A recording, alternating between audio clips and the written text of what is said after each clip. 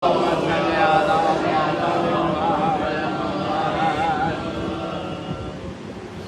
بقية الله الأعظم في الأرضين اللهم كل وليك الحجة ابن الحسن صلواتك عليه وعلى آبائه في هذه الساعة وفي كل ساعة وليا وحافظا وقائدا وناصرا ودليلا معينا حتى تصلحه وارزقنا طوعا وتمتعه فيها طويلا برحمتك يا ارحم الراحمين. اللهم صل على محمد وآل محمد. رحمة الله على أشيائهم وأتباعهم ولعنة الله على أعدائهم أجمعين. أما بعد فقال الله تبارك وتعالى في كتابه المجيد وهو أصدق القائلين وقوله الحق. بسم الله الرحمن الرحيم. ألف لام ميم. ذلك الكتاب لا ريب فيه هدى للمتقين الذين يؤمنون بالغيب ويقيمون الصلاة ومما رزقناهم ينفقون. صدق الله العلي العظيم.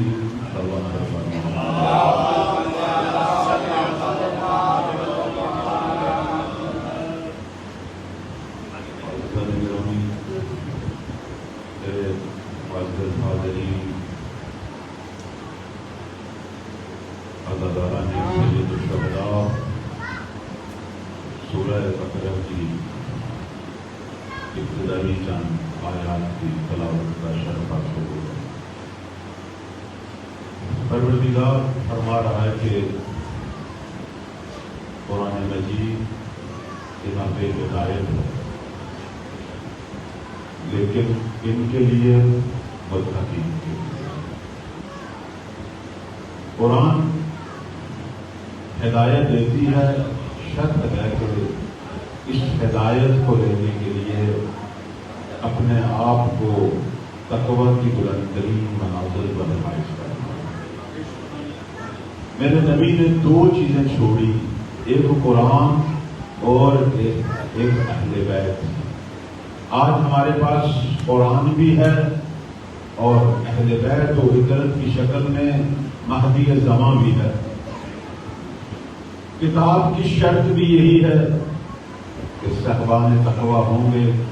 جتنا تقویٰ بڑھے گا اتنا قرآن سے فائد بڑھے گا، قرآن سے تعلق بڑھے گا. اور ادھر وہ ہستیاں جنہیں دلوانے اہل بیت اور عطرت ہمارے پیغمبر اسلام صلی اللہ علیہ وسلم نے ان کا تعارف کروایا، وہ بھی ایسے ہی ہے. علی امیر المومنین ہے لیکن امام المتقین ہے. اگر علی سے بے عنوانی امام فیض لینا ہے تو پہلے متقی کی منزل پر فائز ہونا پڑے گا. بس یہ جو دو حجتیں ہیں، چاہے قرآن ہو یا امام، اگر فیض لینا ہے تو تقویٰ پیدا کرنا ہوگا. یہ پہلا درس ہے جو قرآن ہمیں دے رہا ہے. میں بھی اسی موضوع کو تھوڑا سا مزید کھولوں گا کہ تقویٰ جو ہے وہ کیا ہے. بہت سارے لوگ سوال کرتے ہیں تقویٰ کیا ہے، متقی کیا ہے. تقویٰ اگر ہم اس کی ایک سادی سی تشریح آپ کی خدمت میں بیان کریں، تقویٰ یعنی اپنے واجبات کو انجام دیں اور محرمات کو چھوڑ دیں، حرام کو چھوڑ دیں. جو شخص فقط اسی چیز کا خیال رکھے کہ واجب کو بجا لاؤں اور حرام کو چھوڑ دوں، وہ تقویٰ کی منزل پر فائز ہو جاتا ہے. بلکہ اسے تھوڑا سا اور سادہ کہہ دوں، تقویٰ یعنی خوف خدا رکھنا. تقویٰ یعنی ہر کام سے پہلے سوچنا کہ یہ کام میرے رب کو پسند ہے یا نہیں. بلکہ میں تھوڑا سا اور کہہ دوں، تقویٰ یعنی اپنے زمانے کے ولی کی نگاہ کا حیا کرنا. چونکہ قرآن مجید جو ہے وہ کہہ رہا ہے کہ جب انسان کوئی بھی کام کرتا ہے اس سے 3 ہستیاں دیکھتی ہیں. یہ میں اپنے بچوں اور جوانوں کو بھی بالخصوص مخاطب کروں گا کہ جو چھپ چھپ کر کونوں میں موبائل دیکھتے ہیں ان کو بھی اور اپنے بزرگوں کو بھی. اب تو بزرگ اور بچے جیسے ہی ہو گئے ہیں موبائل کے مسئلے. قرآن یہ کہہ رہا ہے کہ وَقُلْ اعْمَلُوا، اے لوگوں تم عمل کرو. فَسَيَرَى اللَّهُ عَمَلَكُمْ، خدا تمہارے عمل کو دیکھ رہا ہے. وَرَسُولُهُ، اور اس کا نبی. اور کیا فرمایا؟ وَالْمُؤْمِنُونَ، تیسری ہستی، تیسرا گروہ وہ کون ہے؟ وہ مومنین کا گروہ ہے. اب مومنین کا گروہ سے مراد ہو سکتا ہے آپ کے ذہن میں، میرے ذہن میں یہ ہے کہ ہم ایک دوسرے کے عمل کو نہیں دیکھتے. قُلْ اعْمَلُوا فَسَيَرَى اللَّهُ عَمَلَكُمْ وَرَسُولُهُ وَالْمُؤْمِنُونَ. وہ مومنین سے مراد کیا ہے؟ اب احادیث کو کھولیں. محمد و آل محمد فرماتے ہیں وہ مومن جن کو اللہ نے مومن کہا ہے وہ ہم ہیں. کیونکہ خدا ہر ایک کو تو مومن نہیں کہتا جو ایمان کی بلندری منزل پر، بلکہ میں کہوں گا جس کا ایمان کامل ہے وہی اللہ کی نگاہ میں مومن ہے.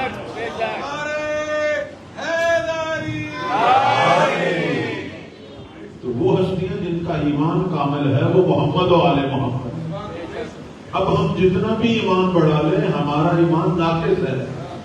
وہ ہستی جو ایمان کے کمال پر فائز ہے وہ علی اور اس کی پاک آل ہے. تو معصوم فرماتے ہیں کہ یہاں مومنون سے مراد ہم ہیں، ہم آل محمد ہیں. تم جہاں بھی ہو دنیا میں کوئی بھی عمل کرو گے تمہارے عمل کو اللہ بھی دیکھے گا اور رسول بھی دیکھیں گے، اور ہم آل محمد کے جو ائمہ اہل بیت ہیں ہم بھی دیکھیں گے. بس میرے عزیزان، ہم اگر کوئی کام کر رہے ہیں، ہمارا کام چاہے ہم خلوت میں ہوں یا جلوت میں ہوں، چاہے زیر لحاف ہوں چاہے بند کمرے میں ہوں، جہاں بھی ہوں، ہمارا کام 3 ہستیوں کی نگاہوں کے سامنے ہے.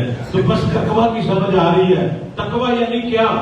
تقویٰ یعنی کسی شخص کا خدا کی آنکھ اور زمانے کے ولی کی آنکھ کا حیا کر جانا. سلمان پڑھے پر محمد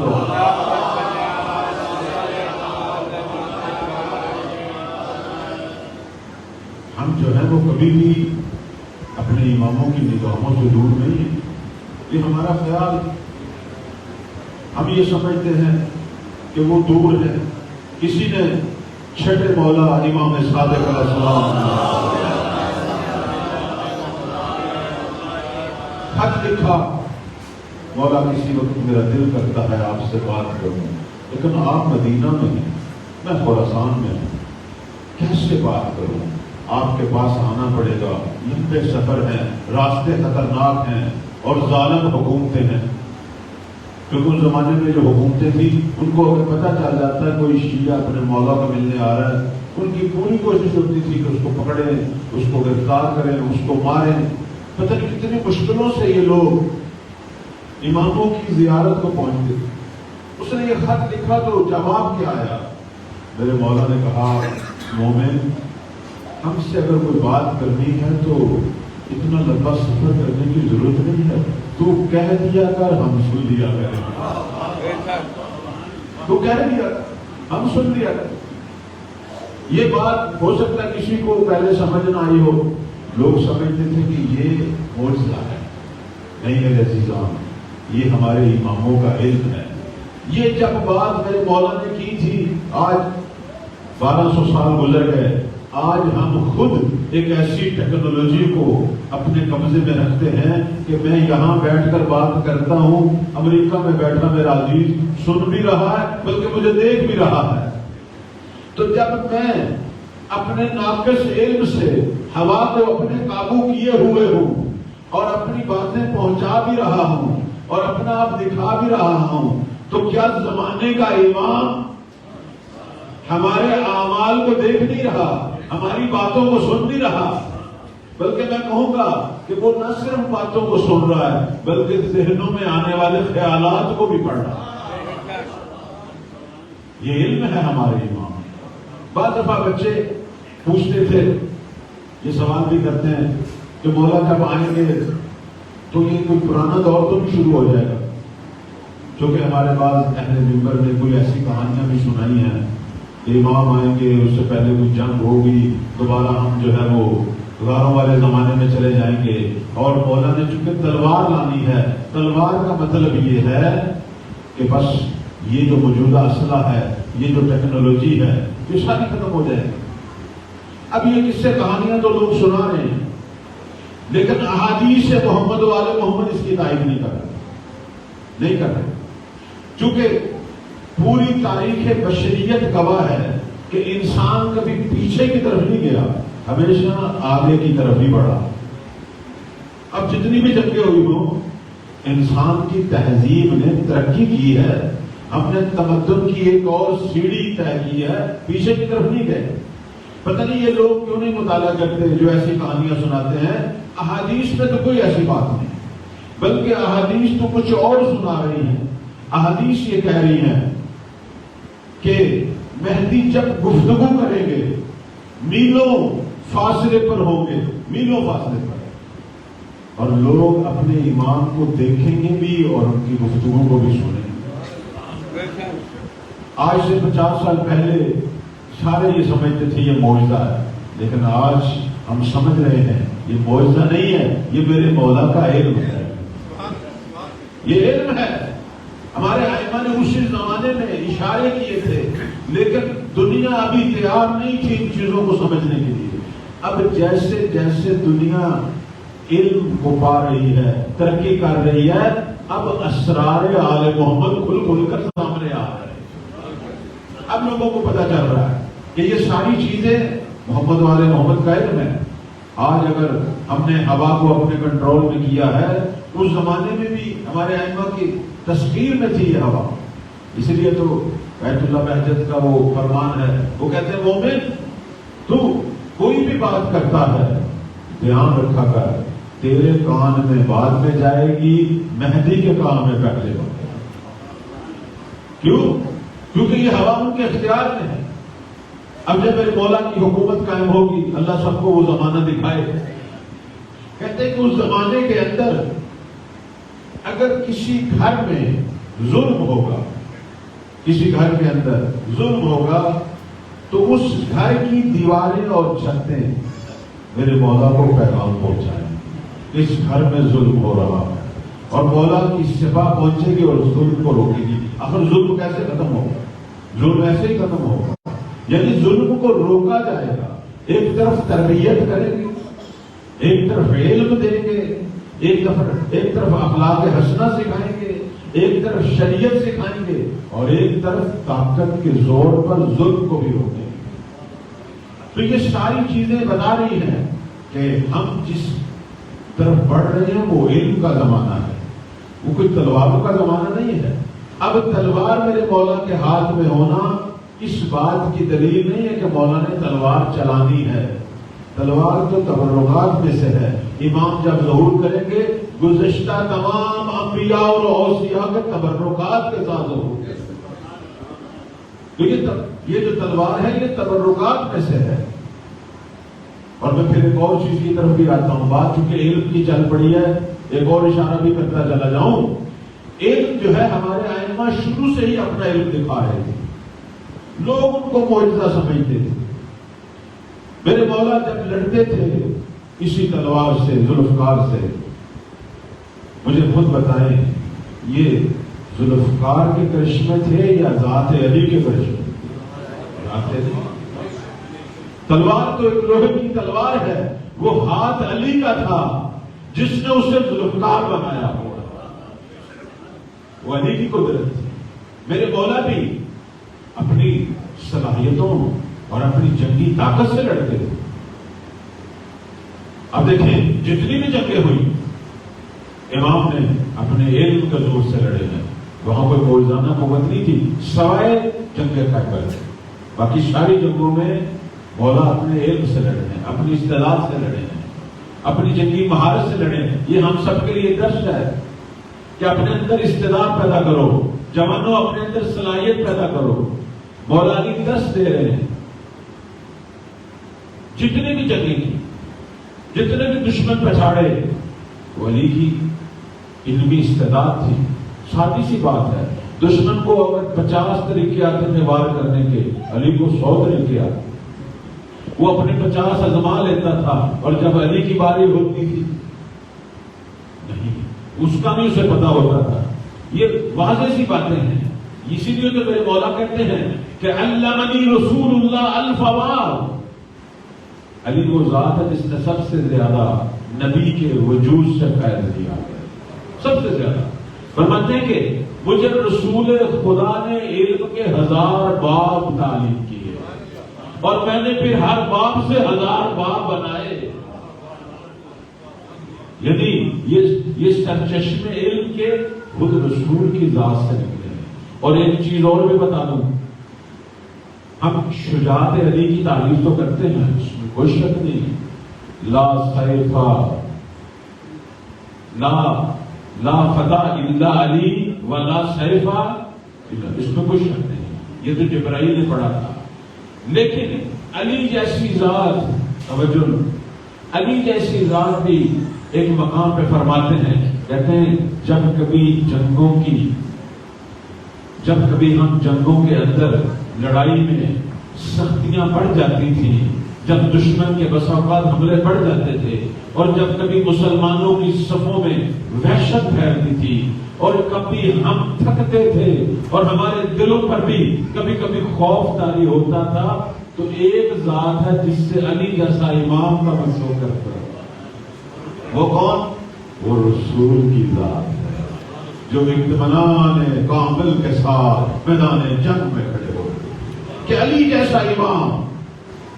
فرماتے ہیں کہ میں بھی کبھی کبھی جب جنگ کی سختیوں سے گھبراتا تھا تو دامن رسول کو تھام لیتا تھا. علی کون ہے؟ پروردہ رسول. یہ میں اس لیے کہہ رہا ہوں کہ بسا اوقات ہم اپنی گفتگو میں، اپنی مجالس میں امیر المومنین کے فضائل کے اندر اس ہستی کو بھول جاتے ہیں کہ جس کی وجہ سے علی کے فضائل بنے، جس کی وجہ سے. علی کے استاد کون ہے؟ کس نے علی کو علی بنایا؟ نہج البلاغہ کھولے، فرماتے ہیں کہ میں جب پیدا ہوا تو رسول نے مجھے اپنی گود میں لیا، مجھے اپنے سینے سے لٹایا، اپنے ہاتھ سے چھوٹے چھوٹے نوالے دیے، اور میں جب چلنے والا بچہ ہو گیا تو میں رسول کے پیچھے ایسے ایسے چلتا تھا جیسے کوئی بچہ اپنی ماں کے پیچھے. اور فرمایا ہر روز مجھے علم کے خزانے، نہج البلاغہ دیکھیں، ہر روز پیغمبر مجھے اخلاق اور علم کے خزانے، مجھے فیض دیتے تھے، لقمے دیتے تھے. علی بنے ہیں تو میرے پیغمبر کی وجہ سے. اور پیغمبر نے ایسا شاگرد، ایسی عظیم ہستی کو وجود میں لائے کہ جب پہلی وحی نبی پر اتری، جس طرح رسول نے آواز وحی سنی، اسی طرح علی بھی آواز وحی سن رہے تھے، اسی طرح سن رہے تھے. اور جب میرے مولا نے کہا یا رسول اللہ، جب آپ پر وحی آ رہی تھی میں نے ایک چیخ سنی، یہ چیخ کس کی تھی؟ فرمایا ہذہ رنۃ الشیطان، یہ شیطان کی چیخ تھی، کیونکہ آج مجھ پر وحی آئی ہے. وہ اپنی عبادت سے مایوس ہو گیا. اور اس کے بعد نبی فرماتے ہیں یا علی انک تسمع ما اسمع وترى ما ارى الا انک لست بنبی. علی تو وہی کچھ سنتا ہے جو میں سنتا ہوں، تو وہی دیکھتا ہے جو میں دیکھتا ہوں، لیکن علی تو میرے بعد نبی نہیں ہے، ہاں میرا وصی ہے.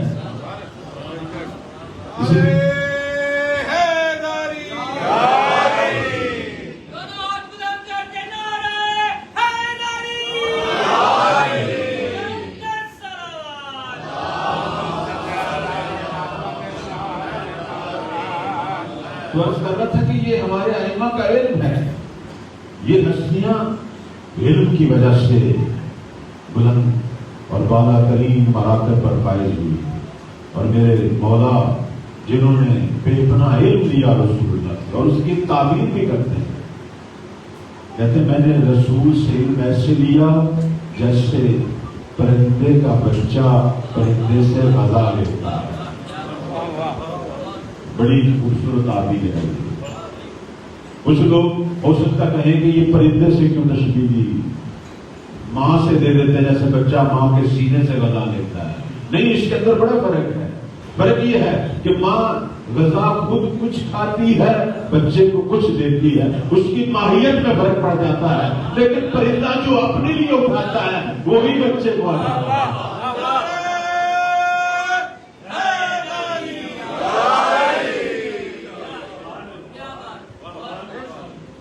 بس جو کچھ خدا سے میرے نبی نے دیا وہی علی کو منتقل کیا.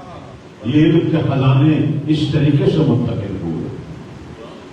میں عرض کر رہا تھا جنگی ٹیکنیک پر لوگوں کو امام زمان کے حوالے سے تھوڑا سا یہ سوال ہے کہ کیسے لڑیں گے، کیسی جنگ ہوگی. جنگ علم کی ہوگی، علم کی جنگ ہوگی.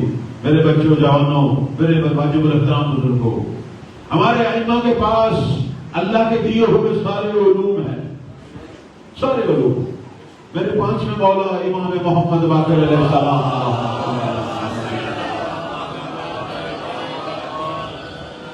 معلم تھے، مدینہ کے اندر درس پڑھاتے تھے.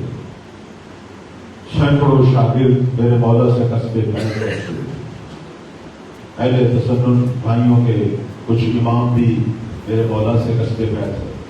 اس زمانے میں ایک نامنہاد خلیفہ بادشاہ بنی امیہ کا اپنے محل کے اندر تیروں کا مقابلہ کروا رہا ہے، اور اسے کسی نے کہا کہ یہ جو شیعوں کا امام ہے اس نے تو کبھی جنگ ہی نہیں کی، وہ علی کی شجاعت علی کی حد تک ہے یا حسن و حسین کی حد تک، انہوں نے تو کبھی جنگ نہیں کی. آج بہترین موقع ہے، عرب کے ماہر تیر زن یہاں موجود ہیں. آج ان کے سامنے محمد ابن علی کو بلاؤ اور اس سے کہو تو بھی تیر چلا. ظاہر اس نے تو کبھی جنگ نہیں کی، اس سے کیا پتا تیر کیسے چلایا جاتا ہے. اور جب یہ نہیں صحیح چلائیں گے تو سبکی ہوگی، شیعوں کی سبکی ہوگی، شیعوں کے اماموں کی سبکی ہوگی. اب ظاہر ہے یہ بنی امیہ کے ملائین یہ تو اس طرح کی بہانے ڈھونڈتے تھے، یہ تو کوشش کرتے تھے کوئی نہ کوئی ایسا وار کریں. 5ویں مولا کو بلایا گیا. امام آئے، عرب کے بڑے بڑے تیر زن تیر کمان لے کے کھڑے. کہا یبن رسول آپ بھی آئیں، آپ بھی تیر چلائیں. کہا ہے شام مجھے اس کام سے معاف کرو، میں تو بچوں کو جوانوں کو درس پڑھاتا ہوں، ہمارا اس کام سے کیا تعلق، یہ تمہارے کھیل تماشے ہیں، کرو اپنے کھیل تماشے. توجہ ہے نا؟ کہنے لگا نہیں، عرب کے بڑے بڑے شاہ سوار بڑے بڑے تیر زن آئے ہیں، آپ بھی ملاحظہ کریں. آپ کے دادا، آپ کے پردادا یہ سارے عرب کے پہلوان تھے، بڑے جنگجو تھے، ان کے قصے ساری دنیا جانتی ہے، سارا عرب جانتا ہے. آپ ان کی نسل سے ہیں، آپ انہی کا خون ہے. آج یہ عرب کے تیر زن فرزند علی کا تیر اور اس کی بہادری اور اس کی وہ تکنیک دیکھنا چاہتے ہیں کہ آج علی کی یاد تازہ کروا دیں. میرے مولا نے کہا ٹھیک ہے، اگر تمہارا اصرار ہے تو پھر ٹھیک ہے. اب وہاں جو آپ کو پتا ہے جو تیر کے مقابلے ہوتے ہیں جگہ علامت لگاتے ہیں اور اس میں تیر مارتے تھے. وہ تیر جب اس جگہ پہ لگتا تھا اپنے ٹھیک نشانے پر، وہ جو گول دائرہ بنا ہوتا تھا وہ وہاں واہ واہ واہ واہ ہو جاتی تھی اور اسے انعام مل جاتا تھا. سب اسی طرح تیر چلا رہے تھے، ایک ایک کر کے آتے تھے، اپنا اپنا تیر کا فن مظاہرہ کرتے تھے.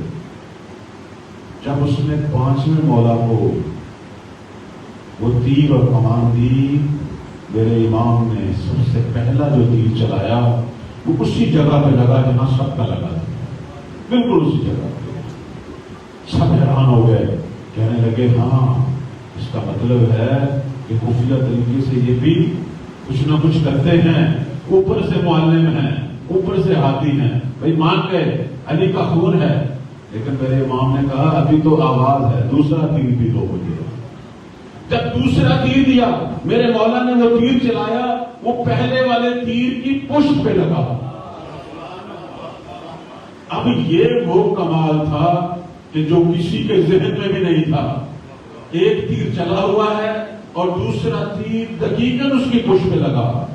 کہنے لگے واہ واہ محمد ابن علی، آپ تو ماشاءاللہ فخر ہیں علی کی شجاعت کا. فرمایا نہیں، تیسرا تیر بھی دو. جب تیسرا تیر دیا، امام نے وہ تیر چلایا، وہ دوسرے تیر کی پشت پہ لگا اور یوں تیر لیتے رہے، تیر چلاتے رہے. ہماری روایات کہتی ہے 5 یا 7 تیر جب میرے مولا نے چلائے اور وہ ایک دوسرے کی پشت پہ لگے، عرب کے سارے تیر زن میرے امام کے قدموں میں گرے.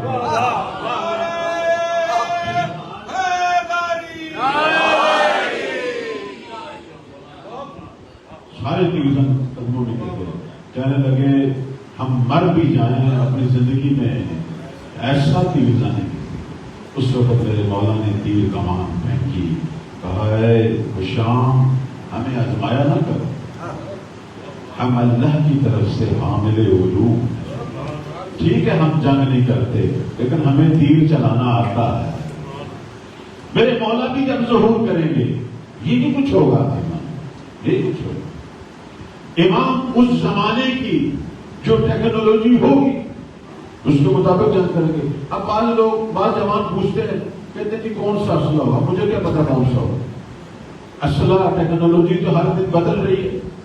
ابھی جو موجودہ اسلحہ ہو سکتا ہے 10 سال بعد یہ سب جو ہے وہ کوڑے دانوں میں پھینک دیا جائے، اس کی جگہ کوئی نئی چیز آتی ہے. اب تو دنیا کی جنگیں بدل رہی ہیں. اب آپ بہتر جانتے ہیں اب تو جنگ کے لیے لازم نہیں ہے کسی ملک پر حملہ کیا جائے. اب یہی سوشل میڈیا، یہی میڈیا کی جنگ، ایسا کوئی ایک جملہ، ایسی کوئی افواہ، ایسی کوئی خبر پھیلا دی جاتی ہے، لوگ خود بخود اٹھ کے اپنی حکومت کو گرا دیتے ہیں. اب تو ملک جو ہے وہ لفظوں سے پتہ ہو رہے ہیں، گولیاں یا میزائل چلانے کی ضرورت بھی نہیں ہے. لیکن یہ طے ہے کہ میرے مولا جب ظہور کریں گے 7 مہینے کے اندر شرق و غرب پوری زمین کو تسلیم کریں گے. پوری زمین. بڑی عجیب بات ہے. لوگ سوچتے ہیں کیسے ہو سکتا ہے؟ آیا امام کے پاس کوئی بے پناہ اسلحہ ہوگا؟ مجھے نہیں پتا. اسلحہ بھی ہوگا، ٹیکنالوجی بھی ہوگی، سب کچھ ہوگی. ایک چیز جس کی طرف ہماری توجہ نہیں ہے وہ کیا ہے؟ وہ یہ ہے امام ہے. امام کے پاس امامت ہوگی. اور آپ کو پتا ہے امام کن روحانی صفات کا مالک ہوتا ہے، کن اعلیٰ اقدار کا مالک ہوتا ہے. امام وہ ہے کہ جس پر لوگ جذب ہو جاتے ہیں، جس کے لوگ عاشق ہو جاتے ہیں. امام اور ان کے ناصر جہاں جنگ کریں گے وہاں ایسا اعلیٰ ترین اخلاق بھی دکھائیں گے، ایسے اعلیٰ ترین کمالات اپنے رویوں میں بھی دکھائیں گے. صرف لوگوں کے جسموں کو فتح نہیں کریں گے، لوگوں کے دلوں اور روحوں کو بھی فتح کریں گے.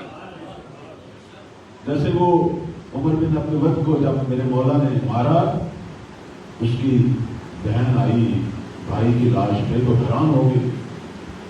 اس نے کہا میرے بھائی کا قاتل کون ہے کہ جس نے نہ اس کا خود اتارا، نہ اس کی ذرہ اتاری، نہ اس کی تلوار وہاں سے اٹھائی. چونکہ آپ کو پتا ہے عرب کے لوگ جب لڑتے تھے تو مارنے کے بعد مردے کو مکمل خالی کر دیتے تھے، اس کا لباس بھی اتار دیتے تھے، لوٹتے تھے کہ سمجھا کہ غنیمت ہے. لیکن یہاں علی جیسا امام ہے جسے دنیا کی کسی چیز کی ضرورت ہے. کہنے لگی کون ہے اس کا بھائی، کون ہے اس کا قاتل؟ کہا علی ابن ابی طالب. اب وہ آئی تھی بھائی کی لاش پہ رونے کے لیے، وہاں بیٹھ کے اس نے علی کے قصیدے پڑھنے شروع کر. اس نے کہا بھائی مجھے فخر ہے تیرا قاتل علی جیسا شریف ترین کریم ترین عرب کا بہادر ہے. اسے کہتے ہیں امام. مہدی جب آئے گا جنگ کے دوران وہ شرافت، وہ کرامت، وہ سادات کے بلند ترین اخلاق جو رسول اللہ سے ورثے میں ملے ہیں، وہ اعلیٰ ترین صفات میرے مولا اور ان کے ناصر دکھائیں گے کہ دنیا خود بخود تسلیم ہوتی چلی جا رہی ہے. اور یہ میں ذمہ داری سے کہہ رہا ہوں کہ بہت سارے مقامات پر اسلامی افواج کو لڑنے کی نوبت ہی نہیں آئے گی. روایات یہ کہتی ہیں کہ جب میرے مولا کی صفا پہنچے گی وہاں کے لوگ ان ممالک کے لوگ اپنی ظالم حکومتوں کے تختے خود ہی گرائیں گے اور وہ مملکت میرے مولا کے سپاہیوں کے سپرد کریں گے۔ صلوات پڑھیں بر محمد و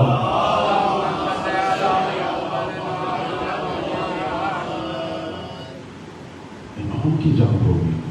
بعض دفعہ ہمارے لوگ کچھ اس قسم کا پروپیگنڈا کر رہے ہوتے ہیں مولا کے حوالے سے، پتہ نہیں کتنا خون بہے گا، یہ ہوگا وہ ہوگا، نہیں ہوگا۔ ہم امام کا انتظار کر رہے ہیں، امام نے آنا۔ امام رؤوفاً بالناس، امام لوگوں پہ رحم کرنے والا، لوگوں کو معاف کرنے والا۔ یہ وہ ہستی ہے کہ جس کی بشارت ہمارے پیغمبر اپنی زندگی میں دے۔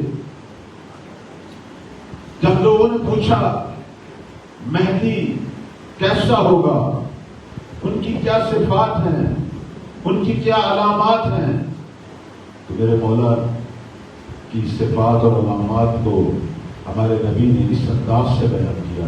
فرماتے ہیں اسمہ اسمی، وہ میرا ہم نام ہوگا، کنیتہ کنیتی، وہ میری ہم کنیت ہوگا، اور اس کے بعد فرماتے ہیں شمائلہ شمائلی، اپنی ظاہری شکل و صورت میں بھی مجھ جیسا ہوگا، وہ سیرتہ سیرتی، اپنی سیرت اور کردار میں بھی میں محمد جیسا ہوں۔ اس لیے ہماری روایات کے اندر نبی کریم کے بعد اگر کسی کو رحمت للعالمین کا لقب ملا وہ سرکار قائم آل محمد ہے۔ صلوات پڑھیں بر محمد۔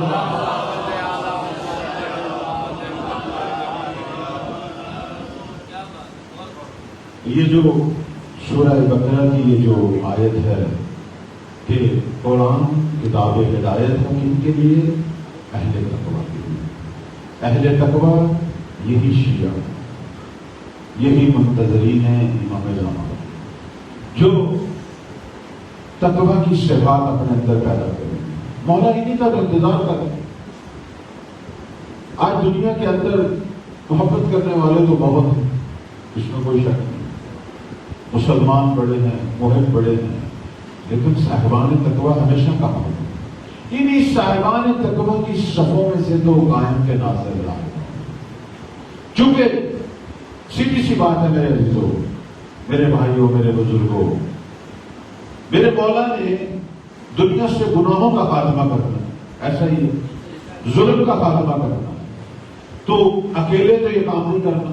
اگر اکیلے یہ کام کرنا ہوتا تو 1200 سال پہلے ہی کر دیتے۔ اتنی طولانی غیبت کا آخر ثمرہ کیا ہے؟ ایک ایسی جماعت کا انتظار کر رہے ہیں جو ہم میں سے ظاہر ہو کہ جنہوں نے سب سے پہلے اپنے وجود پر حکومت مہدی کو جاری کرنا۔ بہت توجہ ہوگا۔ اگر کوئی سوال کرے مولا کا ظہور کب ہوگا تو ہم اس سے یہی کہیں گے کہ پہلے آپ پر ظہور ہو چکا ہے اپنے وجود پر۔ مولا کا ظہور یعنی ظلم کا خاتمہ، تو میں آیا خود اپنے وجود سے ظلم ختم کر چکا ہوں، میں آیا گناہوں کی زندگی کو ترک کر چکا ہوں۔ جب میں گناہ کو ترک کروں گا یہیں سے مولا کے ظہور میں تاجر شروع ہوگی۔ درست ہے ہم دعا مانگتے ہیں، دعا کا اپنا فلسفہ مانگنی چاہیے۔ قوم موسیٰ نے جس شدت اور طلب سے دعا مانگی تھی، اپنے زمانے کے منجی، اپنے زمانے کے مہدی یعنی موسیٰ، حضرت موسیٰ کے ظہور کے لیے اللہ نے ان کی دعاؤں کے صدقے 150 سال پہلے موسیٰ کو پیدا کر دیا۔ موسیٰ ظاہر ہو گئے۔ دعا کا بڑا کمال ہے، دعا ہونی چاہیے، لیکن تنہا دعا کافی نہیں ہے، دعا بھی ہو، عملی طور پر بھی ہم مولا کی نصرت تو کریں۔ آخر کب ان کے خیمہ معرفت میں جائیں گے، کب مولا کی طرف قدم بڑھائیں گے؟ یہ میرے مولا کا شکوہ بھی ہے۔ فرماتے ہیں وما یتصل بنا مما نقرہ ولا نبصر۔ فرماتے ہیں میرے عزیزو، اے میرے شیعو، اے میرے جوانوں، میں تو تمہارے قریب ہوں، تم مجھ سے فاصلے بڑھاتے ہو۔ میں قریب ہوں، میں تو ہمیشہ تمہارے قریب ہوں، تمہیں دیکھتا ہوں۔ ہو سکتا ہے ہماری گناہگار آنکھوں نے بھی بار بار امام کو دیکھا، یہ تو ہے روایات میں۔ کہتے ہیں کہ جب مولا کا ظہور ہوگا اس وقت اکثر شیعہ یہ کہیں گے کہ ہم نے انہیں پہلے کہیں دیکھا، ہماری گناہگار آنکھیں بھی اتنے زیادہ ہیں، لیکن یہ فاصلے کون پیدا کر رہے ہیں؟ ہمارے گناہ میرے عزیزو، ہمارے گناہ، مہدی اور ہمارے درمیان فاصلے ہمارے گناہ پیدا کرتے ہیں۔ ہمیشہ امام اور اس کی امت کے درمیان فاصلہ گناہ پیدا کرتے ہیں۔ مجھے آپ خود بتائیں، تاریخ ہم سب نے پڑھی ہے، یہ جو کربلا میں سید الشہداء کے مد مقابل آئے ہوئے تھے، یہ ان میں سے اکثر وہی نہیں تھے کہ جو جنگ جبل اور صفین میں علی کی رکاب میں تھے؟ بہت توجہ چاہوں، وہ بھی تھے۔ یہی عمر ابن سعد کس کے رکاب میں تھا؟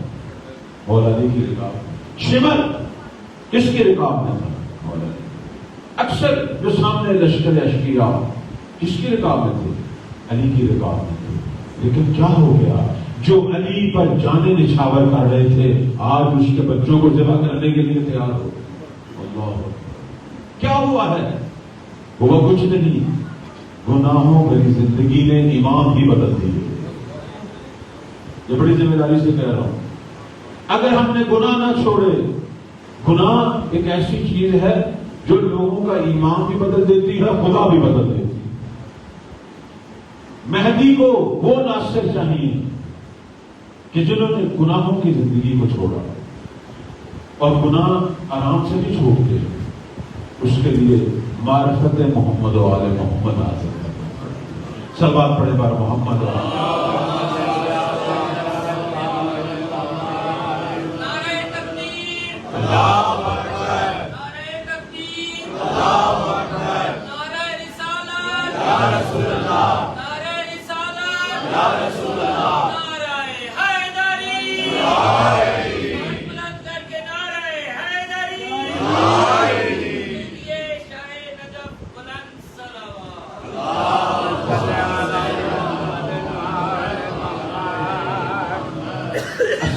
یہ نہیں ہے کہ امام نے کیسے لڑنا ہے۔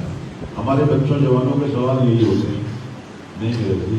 امام کے پاس پورا پروگرام موجود ہے لڑنے، کیسے حکومت کرنی ہے، اللہ نے سب کچھ میرے مولا کو دیا ہوا ہے۔ ابھی آپ دیکھیں، کسی بھی جگہ پہ انقلاب لانے کے لیے 3 چیزوں کی ضرورت ہوتی ہے۔ ایک، بابصیرت طاقتور رہبر ہو، مہدی کی شکل میں موجود، پروگرام، اہداف، سسٹم سارے علوم پر فائز ہے مہدی۔ مولا کے بارے میں نبی کریم کا فرمان ہے کہ اللہ نے جتنے علوم بھیجے سب علوم کا وارث ہمارا مہدی، سارے علوم کا وارث، علوم کے ساتھ موجود۔ بلکہ یہ تو ہماری روایات میں بھی آیا ہے کہ نوع بشر کو خدا نے جتنے علم دینے ہیں وہ ابھی تک نہیں ملے۔ ابھی تک ان علوم میں سے وہ 27 حرف ہیں، 2 حرف ملے ہیں، باقی 25 حرف اللہ نے مہدی کے زمانے کے لیے رکھے۔ جب میرے مولا کا زمانہ آئے گا وہ باقی 25 حرف بھی منتقل ہوں گے۔ سارے علوم کا وارث، علم کی بھی کمی نہیں ہے۔ کمی کس چیز کی ہے آپ خود بتائیں؟ کمی ناصروں کی ہے، کمی اپنے شیعوں کی ہے، کمی منتظرین کی ہے۔ ہم انتظار کر رہے ہیں کہ مولا خود ہی ظہور کرے اور خود ہی دنیا کے سارے کام ٹھیک کر دیں، اور مولا انتظار کر رہے ہیں کہ کب میرے ناصر سامنے آئے۔ یا امام منتظر اللہ جل اللہ جل، یا امام منتظر اللہ جل اللہ جل، نعرہ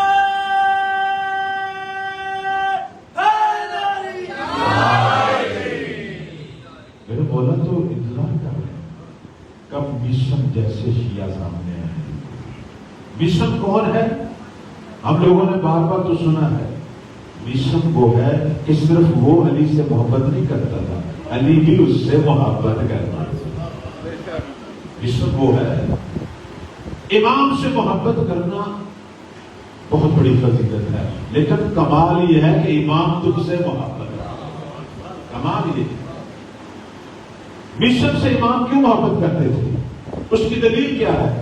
اس کی دلیل مشن نے، جناب مشن نے اس وقت بیان کی جب انہیں پھانسی پہ لٹکایا جا رہا تھا، اس وقت بیان۔ بتاؤ وہ دلیل کیا ہے؟ پتہ چلے گا مہدی کے دل کا درد کیا ہے۔ میشم کو جب پھانسی پہ لٹکایا جا رہا تھا تو میشم نے کہا خدا کی قسم، میشم نے آج تک کسی حرام چیز کو نہیں دیکھا، میشم نے آج تک نامحرم کی طرف بھی نگاہ نہیں اٹھائی۔ میشم ایسے میشم نہیں بنا، میشم خود مقام ولایت پر تھا کہ جس نے اپنے آپ کو گناہوں کی قیدوں سے چھڑایا ہوا تھا، اس سے علی کو اپنی مجبور تھا۔ کیوں یہ ہستیاں علی کو پیاری تھی کہ میرے رسول بھی بے ساختہ کہہ بیٹھے۔ جب علی کے پیچھے پیچھے میثم چلتے تھے، مقداد چلتے تھے، بوذر چلتے تھے، سلمان چلتے تھے، تو رسول کے چہرے پہ بھی مسکراہٹ آ جاتی تھی، کہتے تھے یا علی انت وشیعتک هم الفائزون، علی صرف تو جنت میں نہیں جائے گا، تیرے پیچھے چلنے والے یہ شیعہ بھی تیرے ساتھ جنت میں جائیں گے۔ کیوں؟ علی تربیت کر رہے تھے، میرے مولا مربی تھے، ابو ذر کے مربی تھے۔ ابو ذر کی کیسی تربیت کی میرے مولا نے کہ رسول نے فرمایا جنت 4 لوگوں کی مشتاق ہے، ان میں کون کون تھے؟ فرمایا سلمان، مقداد، ابو ذر اور ان کے استاد علی، 4۔ کیسی تربیت میرے مولا نے کی۔ میرے عزیزوں، میرے بھائیوں، آج بھی علی کا فرزند مہدی موجود ہے۔ تربیت چاہتے ہیں نا تو تربیت کرنے والا موجود ہے، صرف تربیت مانگو۔ ہم تربیت مانگتے نہیں ہیں۔ میں نے آج بھی ایک جگہ پہ یہی کہا کہ ہم لوگوں نے تو اپنے امام سے گفتگو کرنے کے لیے ایک دن رکھا ہوا ہے۔ کون سا دن؟ نیمہ شعبان۔ اور نیمہ شعبان ہم کیا کرتے ہیں؟ عریضے لکھتے ہیں بیٹھ کے، عریضے لکھتے ہیں، جوان بچے خواتین، اچھی بات ہے لکھیں، لیکن مجھے ایک اعتراض ہے اس میں کہ جس امام سے صبح و شام تم گفتگو کر سکتے ہو، جس سے ہر روز عریضے لکھ سکتے ہو، سال میں ایک دن کیوں رکھا ہوا ہے؟ میری بات کی طرح تک پہنچے۔ بھائی امام نے پابندی لگائی ہے، میرے مولا نے منع کیا ہوا ہے؟ نہیں، میرے مولا تو انتظار کرتے ہیں کب میرا مجھے بلائے، کب میرا مجھے پکارے۔ میرے مولا تو بے چین ہوتے ہیں، انتظار کرتے ہیں۔ بس اوقات ہم پر پتہ نہیں کیا کچھ آ رہا ہوتا ہے، ہمیں پتہ نہیں چلتا، مہدی کے وجود کی برکت سے ختم ہو جاتا ہے۔ اتنی پریشانیاں، اور یہ میں خود نہیں کہہ رہا، میرے مولا کا فرمان ہے، فرماتے ہیں اِنَّ غَيْرُ مُحْمِلِينَ لِمَرَاتِكُمْ، اے میرے شیعو، تم مجھے بھول تو گئے ہو لیکن میں نے تمہیں تمہارے حال میں نہیں چھوڑا، تم تو سال میں ایک دفعہ مجھے یاد کرتے ہو۔ وَلَا نَاسِينَ لِذِكْرِكُمْ، میں تو تمہیں ہر روز یاد کرتا ہوں۔ اور فرماتے ہیں لولا ذالک، اگر ایسا نہ ہوتا، اگر مہدی ہمیں ہر روز یاد نہ کرتا، لَنَزَلَ بِكُمُ اللَّهُ وَاسْتَلَمَكُمُ الْعَذَابُ، دشمن تمہیں نیست و نابود کرتے، پتہ نہیں کیا کچھ تم پر نازل ہوتا۔ یہ ان کے وجود کی برکت سے ہے کہ ہم امان میں۔ ایک صلوات پڑھنے بار محمد و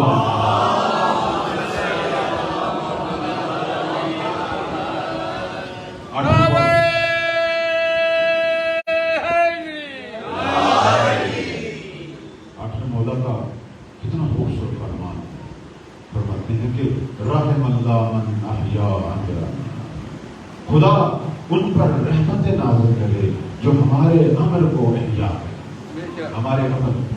کسی نے پوچھا کیف یحیی امرکم، مولا یہ بتائیں آپ کا امر کیسے احیا ہوتا ہے، زندہ ہوتا ہے؟ فرماتے ہیں، اور توجہ سن، فرماتے ہیں یتعلم علومنا، ہمارے علوم، ہمارے فرامین کو حاصل کریں، ہمارے فرامین کو پڑھیں، وَيُعَلِّمُهُ النَّاسِ، اور لوگوں کو بتائیں۔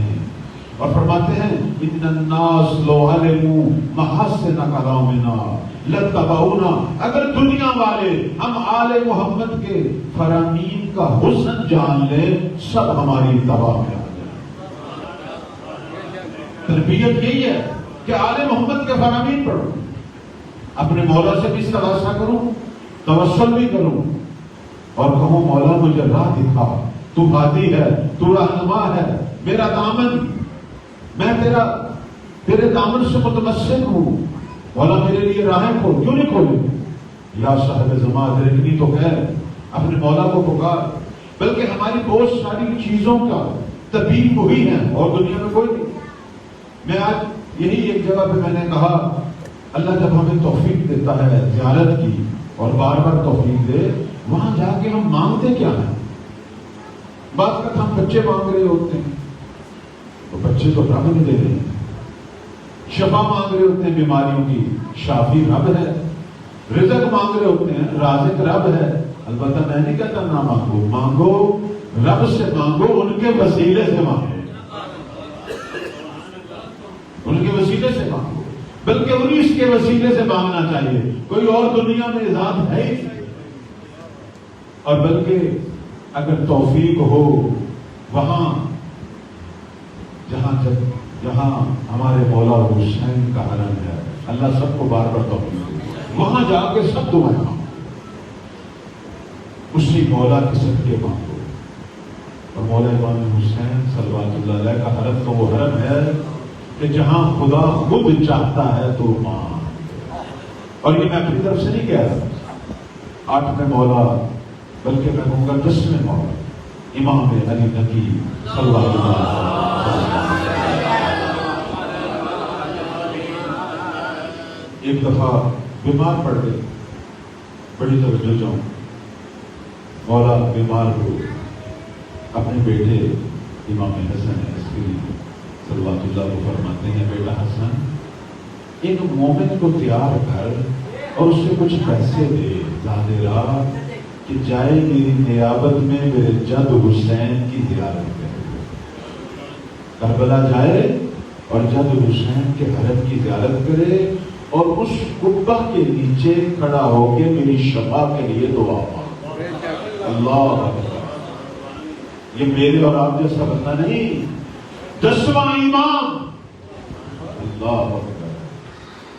اب کسی مومن کو تیار کیا گیا تو وہ آیا اور اس نے کہا فرزند رسول آپ تو خود امام ہیں، آپ تو خود حجت خدا ہیں، ہم آپ کے صدقے سے دعائیں مانگتے ہیں، آپ ادھر بھیج رہے ہیں اور میں آپ کی نیابت میں وہاں جا کے دعا مانگوں۔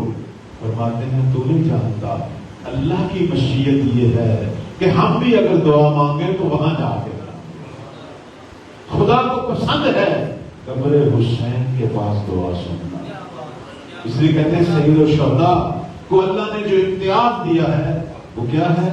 جعل الاجابہ تحت قبتہ، کہ اس قبہ، اس گنبد جس کے نیچے یہ قبر مبارک ہے، وہاں خدا ہر قبول نہ کرنے والی دعا کو بھی قبول کر لیتا ہے، کہ 10واں امام بھی وہاں بھیج رہے ہیں اور 10 سے ہمارے تو جتنی بھی دعائیں ہیں اگر وہاں کی توفیق نہ ہو دور کھڑے ہو کے مانگ لو۔ کہتے ہیں کہ سدیر سیرفی ایک دفعہ میرے چھٹے مولا امام صادق علیہ السلام کی بارگاہ،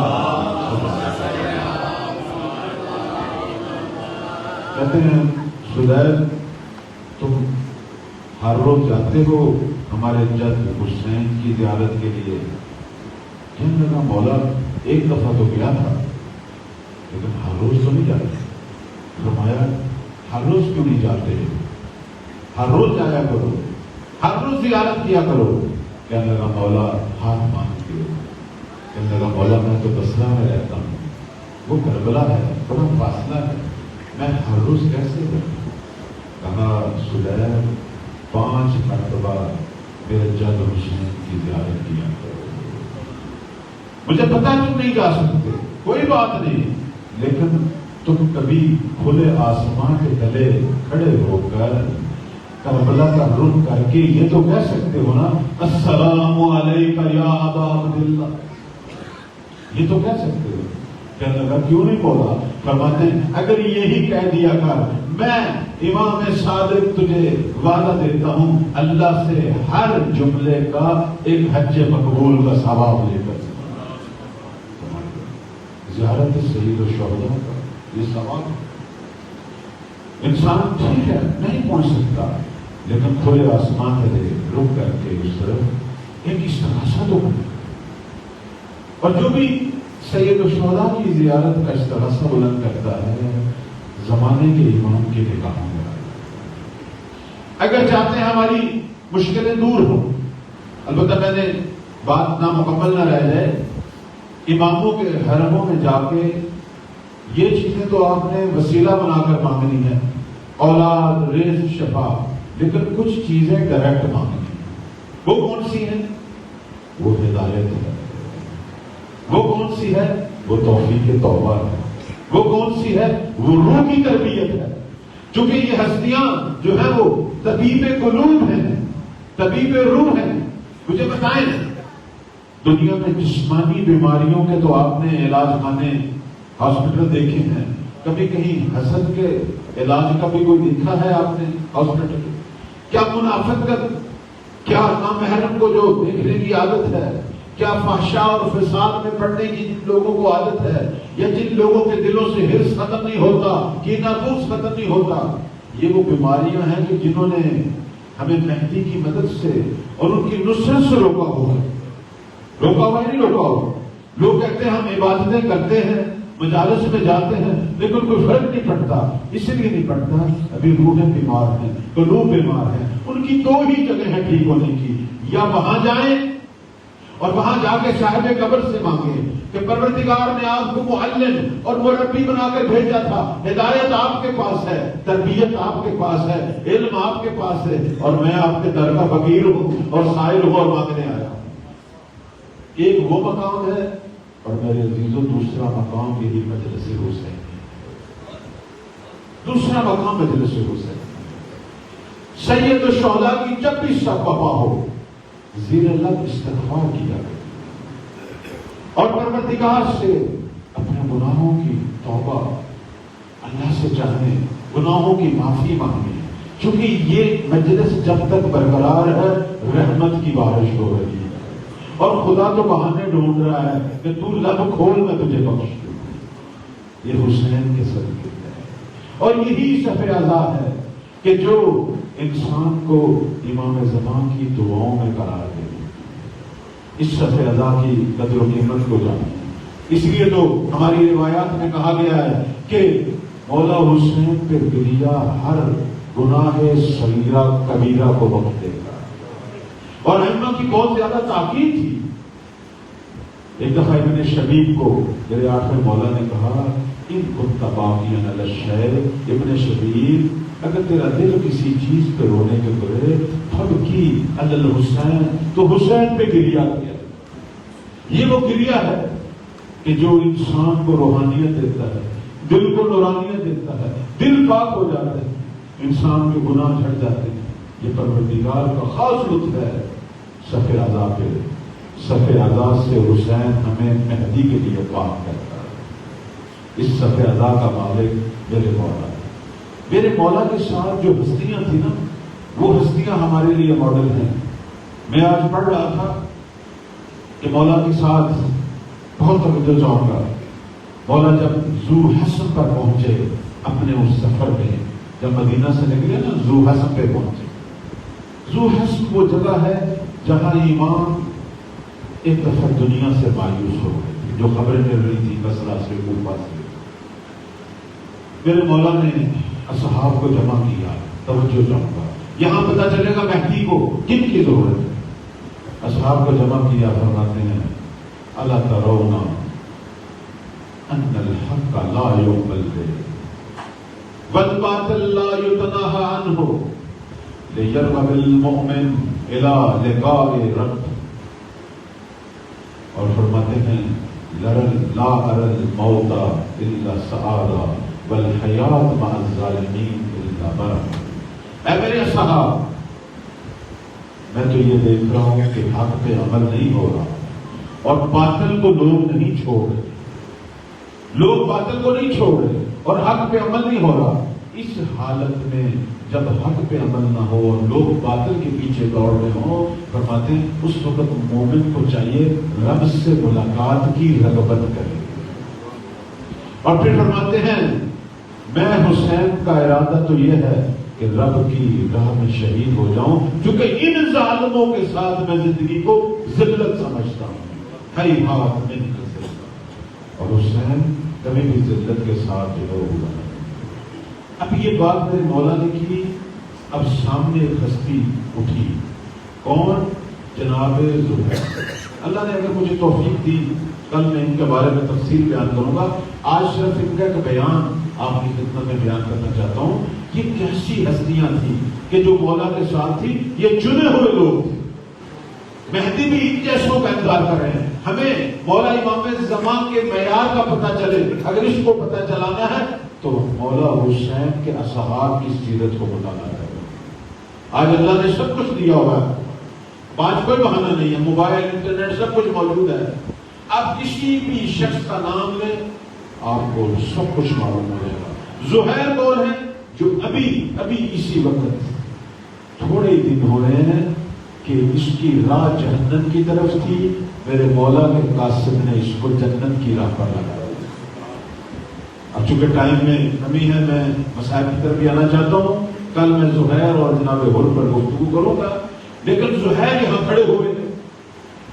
اب ان کا جملہ سنیں میرے عزیزوں، جملہ سنیں اصحاب حسین کا۔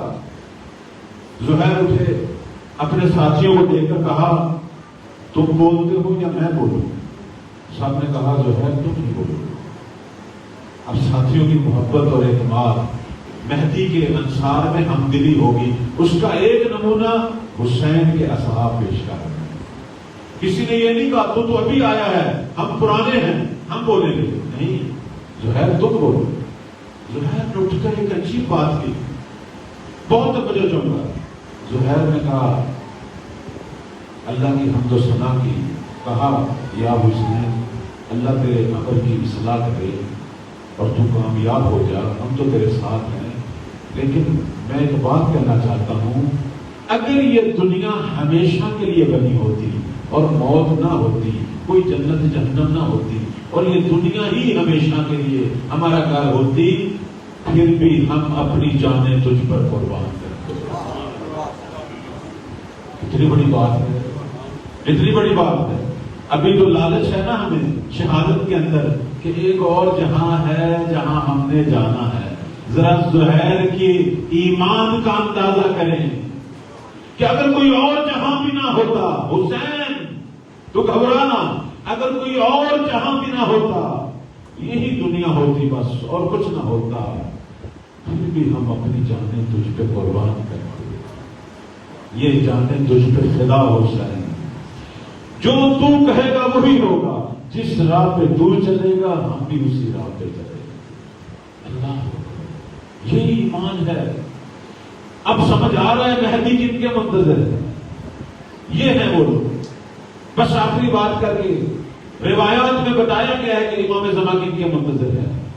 روایات کہتے ہیں کہ مہدی ان شیعوں کے منتظر ہیں کہ جو زمانہ غیبت میں ایمان اور معرفت کی اس بلندی پر پہنچ چکے ہوں گے کہ اب غیبت ان کے لیے غیبت نہیں رہے گی، غیبت مشاہدے میں بدل جائے گی، غیبت مشاہدے میں بدل جائے گی۔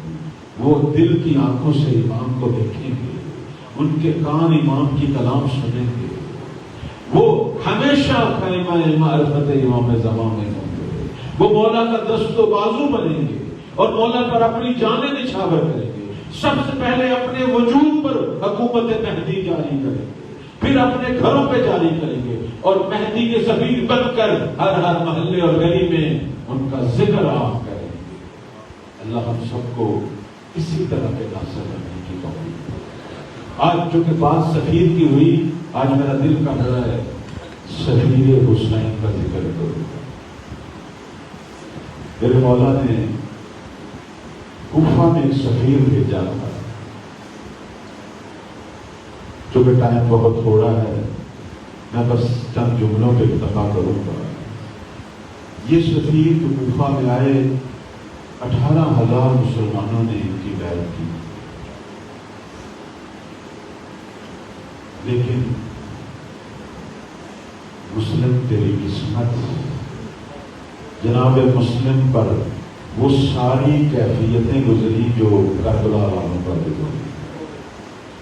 ہمارے علماء، ہمارے مقاتل لکھتے ہیں کہ مسلم نے وہ ساری تکلیفیں دیکھی جو کربلا والوں نے دیکھی۔ جناب عقیل سے پیغمبر کو بڑی محبت تھی. جناب عقیل سے ایک دفعہ میرے مولا نے پوچھا، مولا علی نے، یا رسول اللہ عقیل سے آپ کو اتنی محبت کی ہے؟ کہا علی اس کا ایک بیٹا ہوگا جو میرے حسین پہ کروں. کربلا والوں کی کیفیتیں گزری. کون سی کیفیت؟ سید الشہداء کو عصر عاشور میں تنہائی ملی، کوئی بھی نہیں رہا. سید الشہداء اس طرح سے بلند کر رہے تھے، حسین تنہا رہ گیا. مسلم پر بھی ایک وہ کیفیت آئی تھی. 18,000 لوگوں نے بیعت کی تھی. جب مغرب کی نماز شروع ہوئی تھی سارے تھے، اور جب عشاء کی نماز ختم ہوئی پیچھے کچھ بھی نہیں تھا. اب کوفہ کی بند گلیاں تھی، بند ہوتے دروازے تھے، اور اکیلا مسلم تھا. اکیلا مسلم تھا، کوئی پناہ دینے والا نہیں تھا، کوئی مدد کرنے والا نہیں تھا. اجر و مدد یہ کیفیت بھی دیکھی. کربلا کے شہداء نے پیاس دیکھی تھی، پیاس دیکھی تھی نہ دیکھی. مسلم بھی اس کیفیت سے گزرے ہیں. کہتے ہیں جب ظالموں نے مسلم کو گرفتار کیا تھا، باندھ کے جب لایا جا رہا تھا ابن زیاد کے دربار میں، تو جناب مسلم نے پانی مانگا تھا، چونکہ جسم سے بہت زیادہ خون بہا. جب پانی مانگا اور پانی کا پیالہ لایا گیا تو ہونٹ کٹا ہوا تھا، ہونٹ پر تلوار کا وار ہوا تھا، آدھا ہونٹ جدا ہوا تھا اور کان ٹوٹ رہے تھے. جیسے پیالہ اپنی زبان پہ اپنے لب پہ رکھا، کان ٹوٹ کے گرے، خون پانی میں ملا، مسلم نے پانی پھینک دیا. یہ اللہ کی مشیت تھی. جیسے حسین تشنا ہے اسی طرح مسلم بھی تشنا ہے. یہ بھی کیفیت مسلم کی. تیسری کیفیت کیا تھی؟ جیسے سب کے سر جدا ہوئے، مسلم کا بھی سر جدا ہوئے. اور چوتھی چیز، جیسے مقدرات عصمت کے ہاتھ بندے گئے، جیسے امام سجاد کے ہاتھ بندے گئے. خدا کی قسم جب مسلم کا سر جدا ہو رہا تھا، ہاتھ مسلم کے بندے ہو رہے تھے.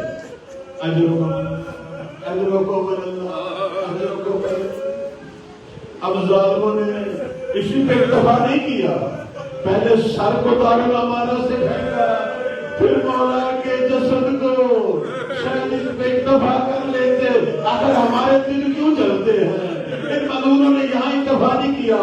اب مسلم کے پاؤں میں رسیاں باندھی گئی، کوفہ کی گلیاں ہیں اور مسلم کا لاشا.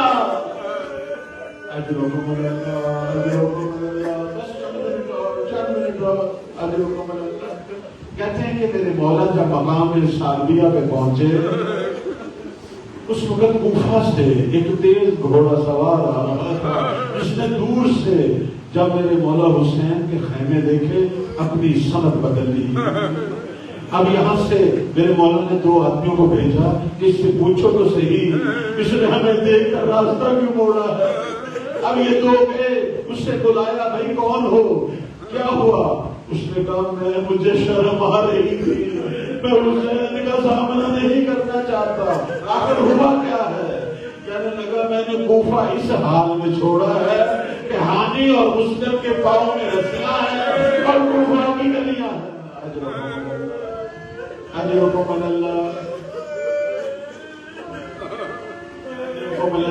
اجرکم اللہ. اب یہ دونوں آئے جہاں مولا بیٹھے ہوئے تھے، کہنے لگے فرزند رسول ایک بات کہنی ہے علیحدگی میں. میرے مولا نے کہا یہ سارے میرے اپنے ہی ہیں، اب ان کا حسین سے کیا بنتا، جو کچھ کہنا سب کے سامنے کہو. کہنے لگے مولا وہ جو آدمی آپ کو دیکھ کر رخ موڑا تھا وہ مجھ سے ملے ہیں، اس نے عجیب خبر سنائی ہے، ہمارے منہ سے نہیں نکل رہا. کہا بتاؤ. کہا وہ یہ کہہ رہے ہیں کہ کوفہ کو میں نے اس حال میں چھوڑا کہ مسلم اور ہانی کے پاؤں میں رسیاں اور لاشیں گزر رہی ہے. جب یہ سننا تھا حسین کی آنکھوں سے آنسو آئے. کہا انا للہ و انا الیہ راجعون. پہلا شہید کربلا کا فرمایا آل عقیل تمہارا حصہ ادا ہو گیا، تم نے اگر واپس جانا ہے تو چلے جاؤ۔ اب آل عقیل اٹھے، کہنے لگے نہیں حسین، جدھر تو جائے گا ہم بھی ادھر ہی جائیں گے، ہم اپنے بھائی مسلم کا بدلہ لیں گے، اگر بدلہ نہ لے سکے جس طرح وہ تجھ پہ قربان ہوا ہم بھی قربان ہو جائیں۔ اجرکم اللہ اجرکم اللہ۔ اب میرے مولا اٹھے اور وہاں گئے جہاں بہنیں بیٹھی تھی، جہاں بیٹیاں تھیں، اب وہاں پہنچے۔ اب ان کو نہیں پتا تھا کہ کیا ہوا ہے۔ میرے مولا نے جا کے صرف یہ کہا زینب مسلم کی بیٹی عاطفہ کو میرے پاس لے۔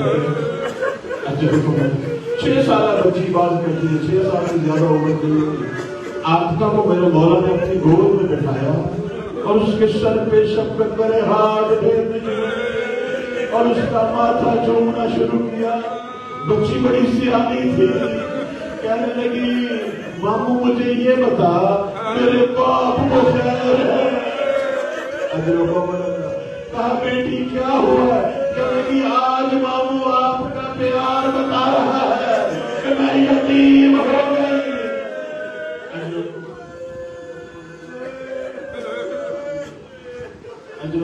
کہا آپ کا تیرا باپ مظلومانہ طریقے سے شہید ہو گیا، آج کے بعد حسین تیرا باپ ہے۔